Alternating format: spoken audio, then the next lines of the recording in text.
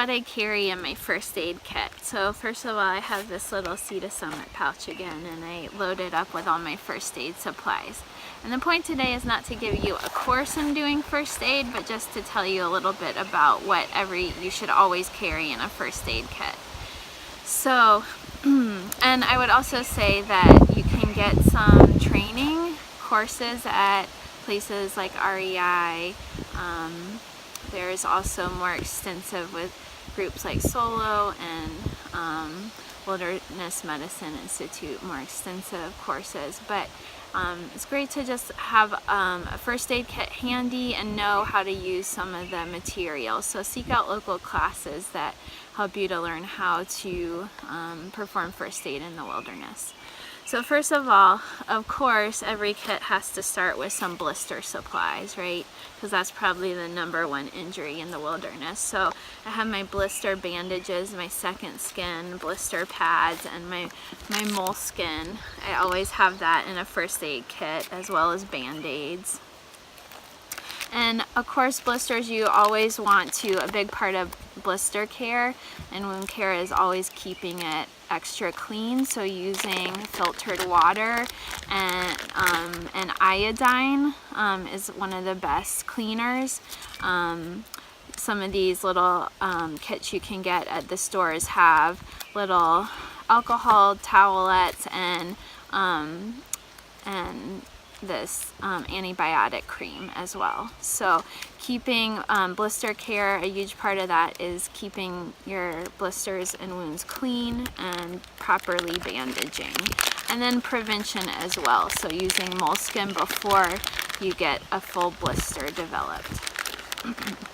Alright, next thing in my first aid kit, I'm going to carry a lot of absorbing bandages for in case anybody's bleeding and we need to stop a cut from bleeding. So carrying these absorbent bandages is important.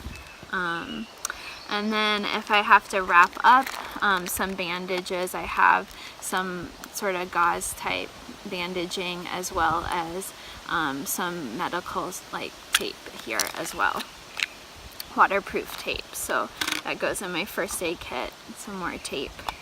I have a triangular bandage, which can be helpful for bandaging a wound or helping create a splint as well. I always carry bandanas with me because those are good splinting material. And my SAM splint, this is a rigid splint that you can use to splint an arm or a leg. So these, in case of a really serious ankle sprain or a break or something, you can create a splint out of this, improvise a splint, and stabilize a limb, stabilize an arm or a leg enough so that you can get the injured person out to safety and to further medical help. I always carry my face shield for CPR, and everybody should get some CPR certification. I carry this ACE bandage, again for wrapping up sprains and strains and creating splints. I carry Benadryl for allergic reactions. You never know when somebody might have an allergic reaction. Liquid Benadryl is even better, but if nothing else, Benadryl tablets and getting that into somebody as soon as they start having an allergic reaction is important. I carry this Afterbite to help with any stings. Carry some Tums. I also recommend carrying some ibuprofen, a little ibuprofen. I carry this for when you start getting poison ivy or major mosquito and bug bites and you're starting to itch all over. A little hydrocortisone is always nice.